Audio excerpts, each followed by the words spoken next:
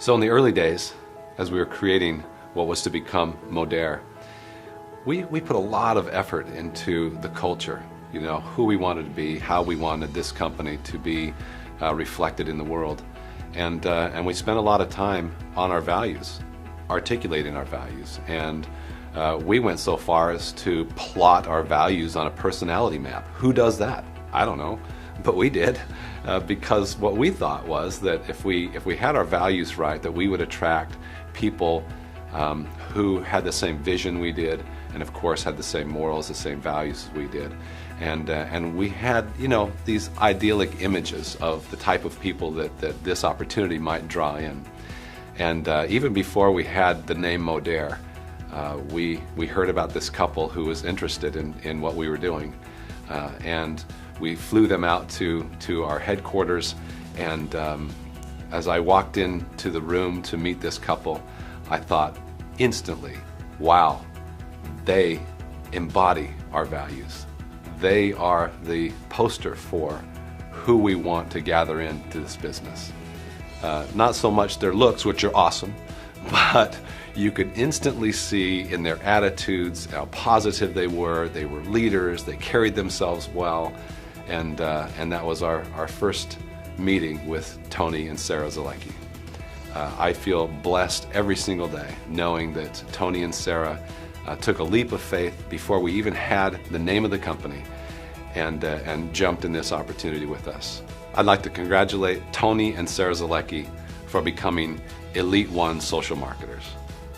About a year ago, we had lost our passion, we had lost our excitement, and we were looking for something. We had no idea what it was going to be, but we wanted to find the right people that had the right company that we could really do some big things with. You know, people ask me to describe like what it felt like when we said yes.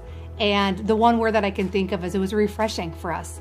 And it was kind of like it gave us this huge burst of energy that all of a sudden it was like life was like breathing back into us again. We were so excited about the vision of social retail here, and there wasn't even a name yet. And Sarah's like, wow, we are super, super early. And I was like, yes, we are. I remember asking Justin Prince, so what's the name of the company? He's like, oh, we're still deciding on a couple names. And we're like, okay. And I'll never forget. I mean, it was so funny. We were so excited. We just got it. You know, they did what I love so much about the corporate team that we get a chance to work with is that their vision is so big. And the concept of social retail, there's a buzz about it. And that buzz is very attractive. And that buzz is something that you're like, you know what? I might not understand all of this right now, but I don't want to be the person that misses it. One of our big goals was to go elite, and we didn't know how it was going to happen or what it looked like, but we knew that we had to start talking to some people and start really sharing social retail all across the United States, and we did that.